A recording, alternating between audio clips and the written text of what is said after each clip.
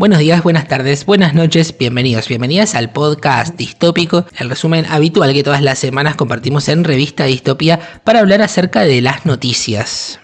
Como cada tanto recordamos, si no sos tanto de leer las noticias durante la semana, si te colgás, si no tenés tiempo, o bien si necesitas que las organicemos un poco y te demos un panorama bastante claro de lo que estuvo pasando en los últimos días, bueno, en esos casos este podcast es para vos. Te imaginarás que el gran tema de la semana fue que habemos papam, ¿no?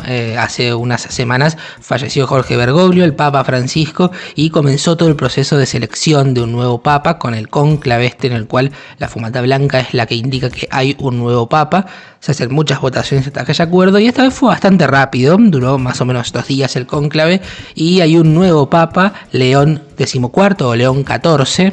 Y esta es una noticia saliente, primero y principal porque se trata de uno de los cultos más poderosos del mundo, segundo porque reemplaza a un papa argentino que dejó su impronta y tercero porque parece ser que hay cierta contraposición, ¿no?, con alguna forma de poder que está circulando en la actualidad. Ya lo vamos a conversar mejor. Lo que no habemos es, en terreno doméstico, ley de ficha limpia, ¿no? Esta ley que buscaba impedir que aquellas personas condenadas en segunda instancia por algunos delitos fueran candidatos a cargos nacionales. Mientras lo estoy diciendo, seguramente te debe aparecer el nombre de Cristina Fernández de Kirchner, porque claramente el objetivo era impedir que ella sea candidata. Esta ley tenía media sanción de diputados, fue al Senado de la Nación, había mucha tensión acerca de si iba a salir o no iba a salir esta ley, y finalmente no salió, así que vamos a estar repasando también todo esto. Y lo que sí habemos en esta semana fue pirotecnia libertaria, mucha pirotecnia libertaria. Para mí eso tiene que ver con que estamos en año electoral, se viene la elección nacionalizada en Cava, también hay elecciones provinciales en 4 provincias este fin de semana, así que me parece que va por ahí esto de reeditar algunos hitazos, ¿no?, de la pirotecnia libertaria. Con todo esto vamos a tener bastante para hablar, así que si te parece, ya mismo empezamos con el podcast de esta semana.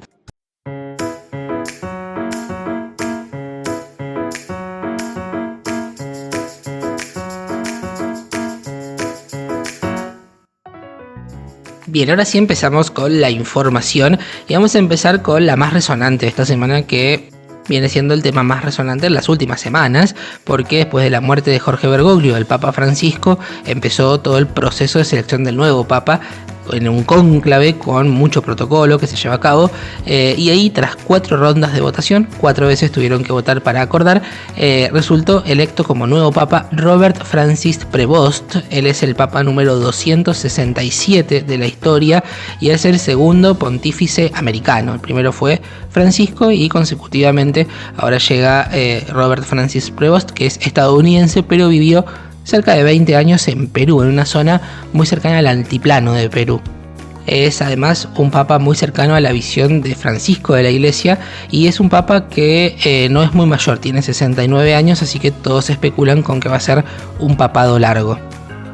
Este hombre es matemático, es misionero y el nombre que eligió para ser denominado como papa fue León XIV, en función del legado de León XIII, que estuvo al frente del Vaticano entre 1878 y 1903 y tuvo un rol importante porque incorporó la famosa doctrina social de la Iglesia, ¿no?, la Rerum Novarum, que tuvo que ver básicamente con el ámbito social, con la incorporación de normativas laborales más razonables y demás temas que te imaginarás entre 1878 y 1903 eran posturas bastante progresistas, ¿no?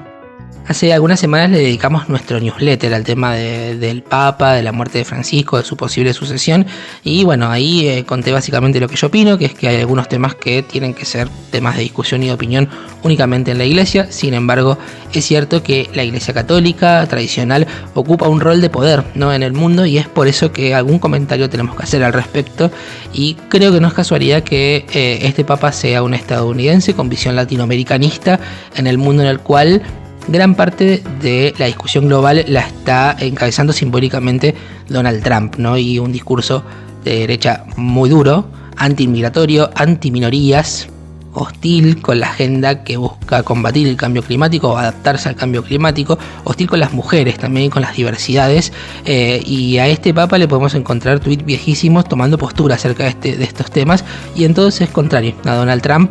Y además siempre está en contextos de ayuda. Hay fotos de él en comedores escolares, en lugares del altiplano que nos hacen acordar nos hacen acordar, ¿no?, que tienen mucha semejanza con nuestro norte, ¿no? Sería, me parece, como si surge un papa que haya realizado su labor pastoral, por ejemplo, en Jujuy o en Salta o en el impenetrable chaqueño. De manera que es todo un mensaje, ¿no? Sigue siendo un rebranding de la iglesia, una iglesia que está en proceso de retracción, pero toma una postura que me parece interesante en tiempos de polarización, ¿no? Estos tiempos de posverdad además invitan a la polarización y la elección de este papa toma una postura en este sentido. Reitero, yo preferiría que la vida confesional quede en las iglesias, la verdad es que eso no pasa y que ocupa un lugar de poder, entonces algún comentario tenemos que hacer al respecto. En lo que referencia a Argentina, la mayoría del arco político se expresó al respecto, Cristina Kirchner, Javier Milei, demás líderes, y el gobierno confirmó que Milei va a viajar a la ceremonia de asunción de León XIV, León XIV, y festejaron con memes. ¿Por qué? Porque, claro, el nombre que eligió el nuevo papa es León, y ¿quién es Milei para sus seguidores?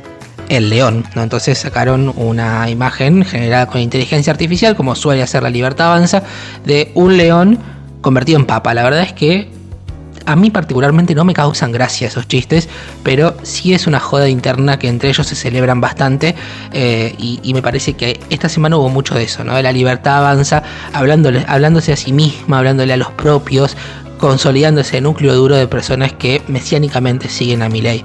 Esto me parece que fue por ahí, porque ese mismo chiste lo podríamos hacer, no sé, con el Rey León, con el León Santafesino, con León Trotsky, con todos los leones que se te ocurran.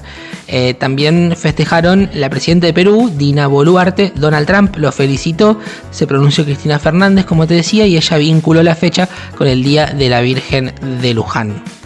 Milei, como te decía, va a viajar al Vaticano, va a ir a la asunción del nuevo Papa, pero la misma semana su gobierno represor, se encargó de, en un nuevo miércoles de apalear jubilados y jubiladas, reprimir al padre Paco, un padre villero.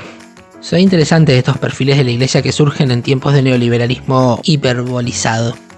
¿Qué dijo este cura al ser liberado? Bueno, dijo: los jubilados necesitan las máscaras del Eternauta para zafar de los gases. Vamos a escucharlo.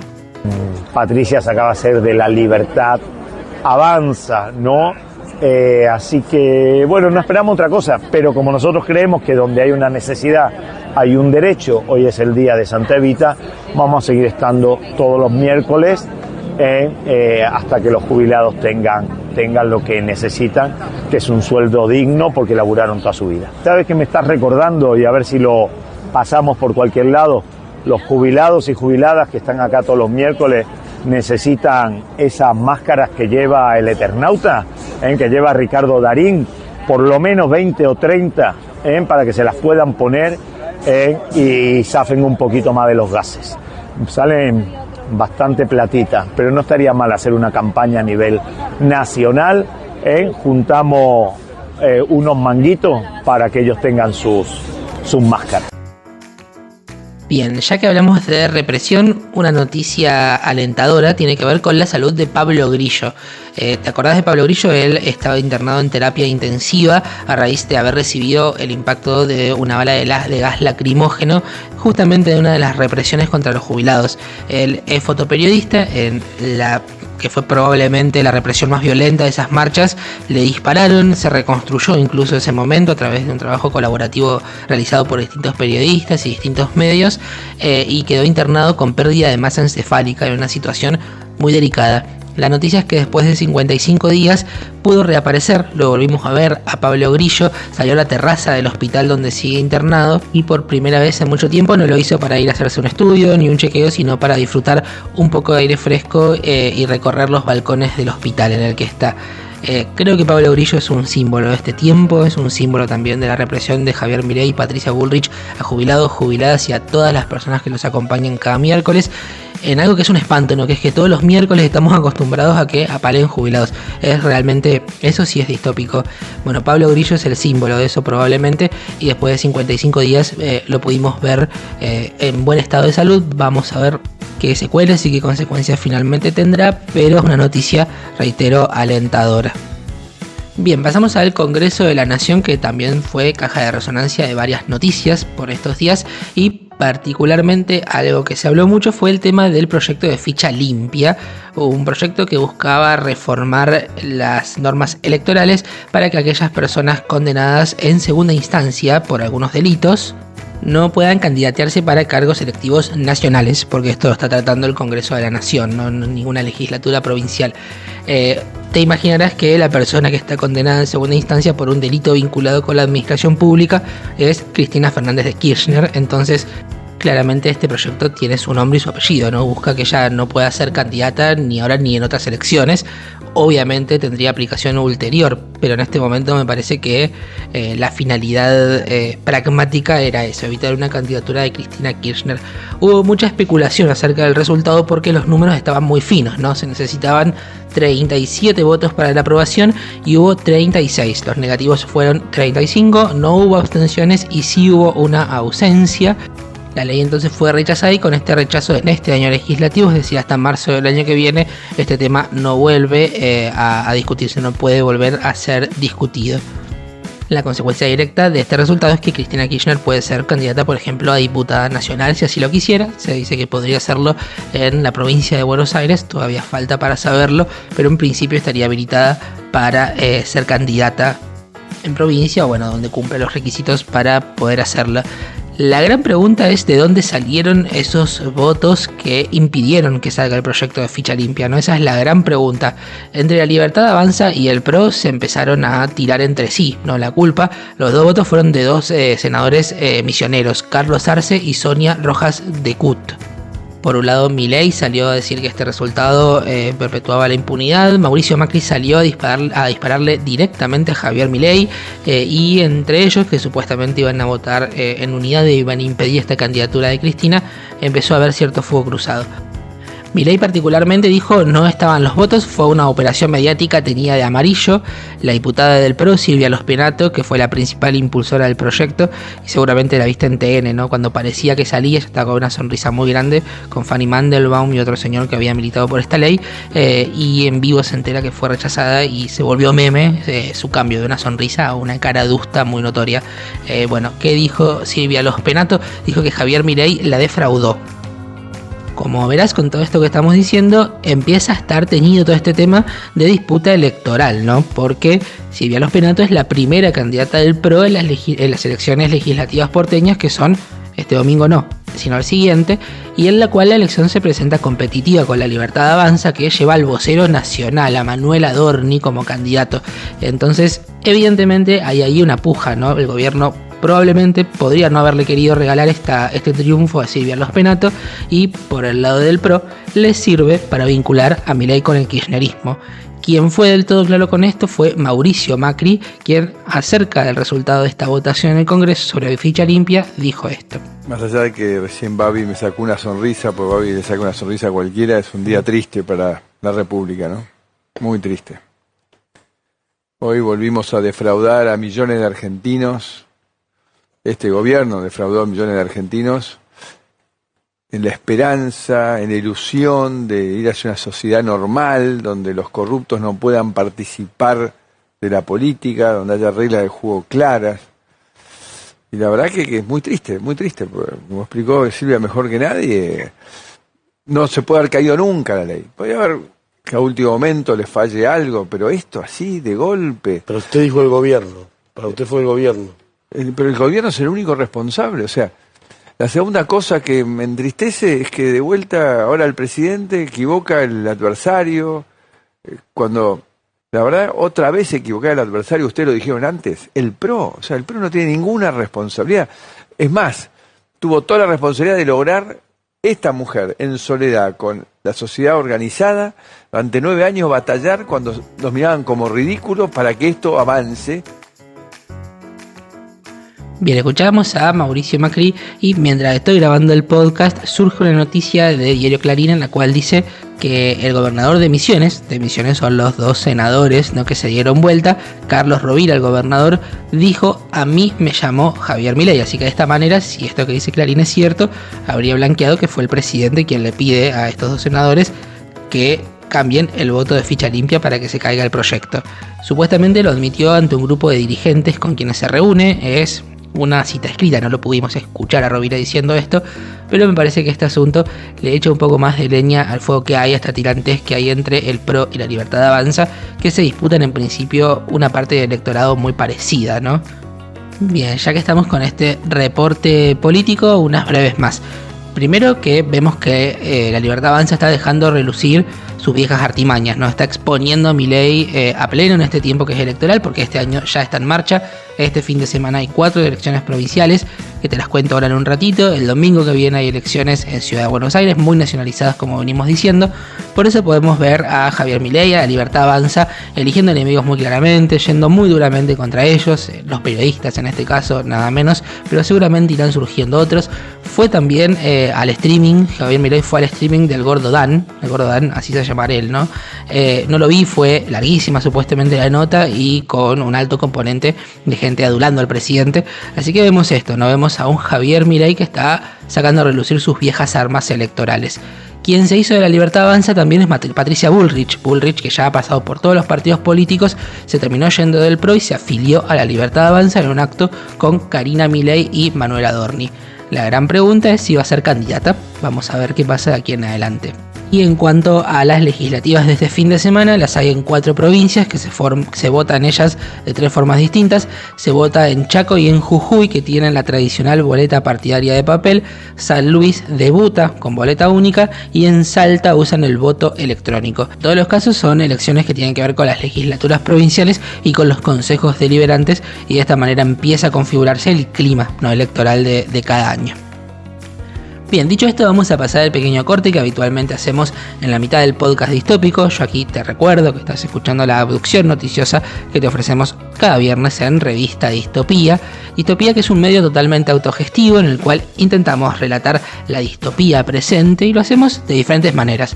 Tenemos este podcast que es un resumen semanal, tenemos un newsletter que quincenalmente va saliendo a la luz, se llama 1984, el ojo que todo lo ve, y tuvo su última edición el miércoles pasado. Hablamos de cultura fitness, de poder, hablamos de cuerpos, fue una edición interesante.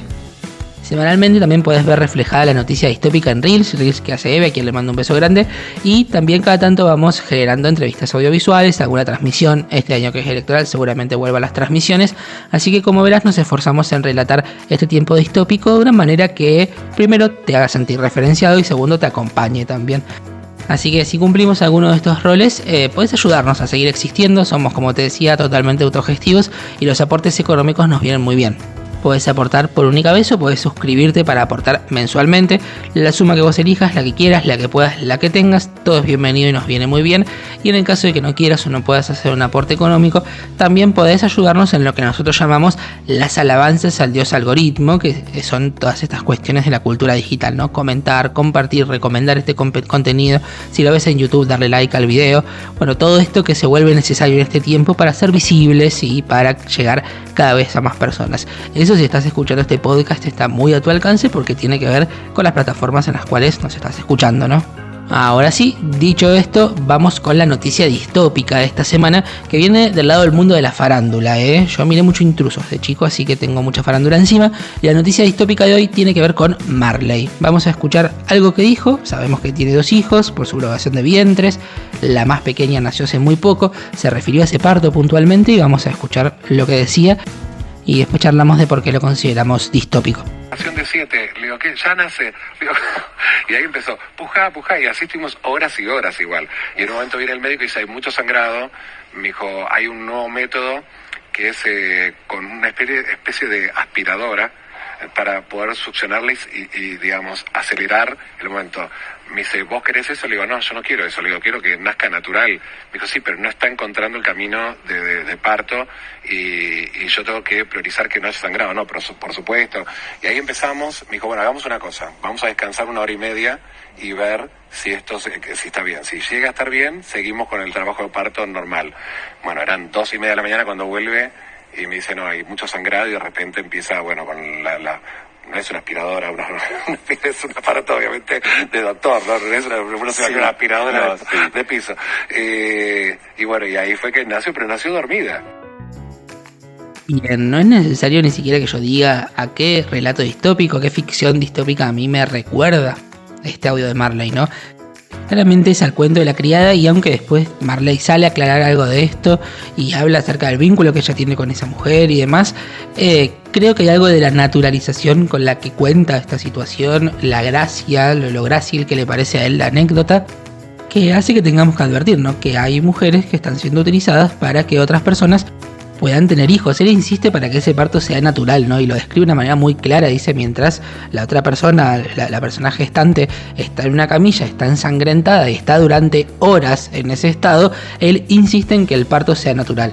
Él es cisvarón, ¿no? Y tiene una cismujer en esa situación. Él cuenta además cómo se toman esas decisiones. Le preguntan a él qué hacer en ese caso. Es decir, tenemos un cuerpo que está en una camilla, silenciada, en situación de debilidad y crítica, sin poder hacer nada, porque está teniendo un hijo para otra persona. Después toda la discusión acerca de la genética, ¿no? Y de estos hijos de parto subrogado, qué características tienen y cómo ratifican ciertos cánones de la hegemonía, al menos en los casos que conocemos de la farándula argentina. Pero claramente esta naturalización de esta situación y todo lo que se esconde atrás, si empezamos a tirar del ovillo, como acabamos de decir, creo que merecen alguna advertencia acerca de qué pasa con los cuerpos en este tiempo, con los cuerpos de mujeres, con los cuerpos precarizados, con el rol de los hombres, con las nuevas formas de maternidad y paternidad. Creo que valen sí este espacio de la noticia distópica de esta semana. Dicho esto, vamos a volver a la información y vamos con las noticias. Pasamos a la economía. Decíamos la semana pasada que se iba a reunir el Consejo del Salario Mínimo. El Consejo se reunió, lo hizo finalmente y no llegó a un acuerdo, así que el gobierno por decreto aumentó el salario mínimo vital y móvil, estableció también subas escalonadas hasta agosto. Y presta atención a la siguiente cifra porque no lo vas a poder creer. El salario mínimo en Argentina en este momento es de 308.200 pesos. Es decir, una persona que cobra 2, 3 incluso salarios mínimos, sigue por debajo de la línea de la pobreza. Y al gobierno, este gobierno que, como decíamos al inicio, es una hipérbole en algunos sentidos, sobre todo los que tienen que ver con la economía neoliberal, le parece que no hay nada para discutir acá. De hecho, se retiran de la mesa de negociación y decretan al respecto. De hecho, esta semana Milei, que como te decía estuvo bastante pirotécnico y haciendo uso de algunos recursos habituales de él a la hora de hacer campaña, estuvo en una conferencia y ahí dijo que la explotación laboral no existe, sino que los trabajadores le compran dinero al empleador, una cosa realmente muy extraña en el país de 308.200 pesos como salario mínimo. Vamos a escucharlo. Ejemplo, ustedes le venden trabajo a su empleador a cambio de pesos para con esos pesos comprar otros bienes. Pero lo utilizan, no sé si se acaban de dar cuenta que acabo de usar un formato a la Rothbard que acaba de destruir la teoría de la explotación. Ustedes le compran dinero a su empleador. Se acabó la teoría de la explotación. Digo, solo por plantear la discusión de una manera distinta hace que se termine con la teoría de la explotación, salvo que los trabajadores se estén explotando a los empresarios, ¿no? Pues son los que compran dinero a cambio de trabajo. Bien, uno entiende que él pueda tener alguna pretensión intelectual, ¿no? De descubrir alguna teoría acerca de alguna cosa. La verdad es que primero no lo está haciendo y segundo en este momento debería tener preocupaciones más tangibles y más cercanas a la gente, ¿no? Justamente de los temas vinculados con el desempleo, con el empleo precario, el empleo informal, las nuevas modalidades de empleo vinculadas con la uberización de la economía de plataformas y demás, afectan principalmente a las juventudes y esta semana en el Congreso de la Nación también hubo avances en materia de juventud porque el oficialismo consiguió dictamen en la Cámara de Diputados para su propuesta de bajar la edad de imputabilidad. Este es un tema que siempre vuelve, ¿no? Tiene que ver básicamente con a partir de qué edad un joven es punible, es decir, tiene que tener una pena convencional por el delito que cumple. En este momento en Argentina son 16 años y hay proyectos que van y vienen permanentemente con el objetivo de bajar la edad de imputabilidad. Quieren básicamente que los chicos puedan ir presos desde antes. Si vemos las cifras, ni siquiera tiene demasiado sentido en términos de estadísticas este proyecto o estos proyectos que siempre vuelven cuando necesitan generar un poco de ruido, porque la cantidad de delitos que cometen los menores de edad son un porcentaje que ni siquiera es alto y la mayoría de esos delitos además son delitos pequeños y contra la propiedad. No quieren grabar más contrabando, no quieren grabar más los delitos vinculados con el narcotráfico, no quieren grabar más los que tienen que ver con la corrupción, sino siempre la edad de imputabilidad, que tiene que ver con menores de edad en general pobres y en general en contextos adversos que cometen delitos en menor proporción que otros y delitos menores, por otro lado, que tienen que ver con el patrimonio, y si tienen que ver con el patrimonio, claramente tienen que ver con alguna dificultad socioeconómica. ¿Justificable el robo? Claramente que no es justificable el delito, pero sí la política pública tiene que pretender algo más que simplemente encarcelar a los jóvenes. ¿Qué propuesta hay en este momento para las juventudes, para las adolescencias, que además ven muy dificultoso imaginarse un futuro y ver un porvenir? ¿Qué oportunidades hay? ¿Qué políticas públicas creó este gobierno o incluso el gobierno anterior para las juventudes? Simplemente quieren bajar la edad de imputabilidad. Les parece que de esta manera van a lograr algo.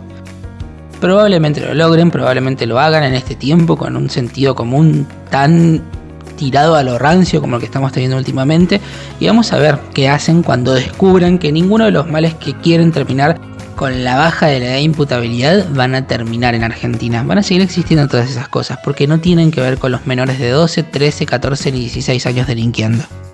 Pero bueno, vamos a regresar a la economía. Está bajando el dólar, las cotizaciones del dólar cayeron por estos últimos días. Recordemos que el dólar está flotando entre bandas y se van acercando a la banda de abajo, ¿no? A la banda de los 1.000 pesos. Llegó esta semana a cotizar 1.100 pesos el dólar, así que vemos que por alguna razón, algunas personas dicen que hay cierta intervención del gobierno, el dólar se acerca a la banda de abajo. Por otro lado, subió el precio de la carne, aumentó 4.1% en abril, según un informe del Instituto de Promoción de la Carne Vacuna. Este número supera las proyecciones privadas de inflación, así que vemos un despertar en algunos precios que son bastante clave en la mesa de los argentinos. Respecto a la industria, en marzo creció 5.2% interanual, pero bajó 4.5% respecto del mes previo. Si comparamos con marzo del 2023, la producción fue 17% menor. Del mismo modo, hablemos de la construcción, subió 15.8% interanual en marzo, pero bajó 4.1% respecto a febrero. Estamos comparando con los primeros meses del año recesivo más marcado de Milei, ¿no? El año pasado. Lo que sí creció fue la industria minera y por supuesto que esta semana hubo otro sismo en Vaca Muerta. También encontraron minerales en San Juan, una de las reservas de oro y cobre más grandes del mundo.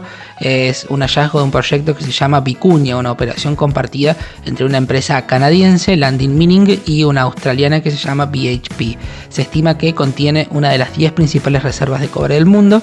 Detallaron que es el descubrimiento más grande de los últimos 30 años en un área que no está desarrollada y bueno, más extractivismo para estas latitudes, ¿no? Por otro lado, el gobierno anunció que va a eliminar los derechos de exportación para productos industriales. Esto lo confirmó el ministro de Economía, Luis Caputo. Busca generar competitividad en la industria local para fomentar las exportaciones y supuestamente beneficiar a las empresas. Lo que termina pasando cuando se eliminan los derechos de exportación, se ve bastante resentido el consumo interno, ¿no? Y encima, si no hay restricciones a la importación, a la industria local tampoco le termina yendo bien.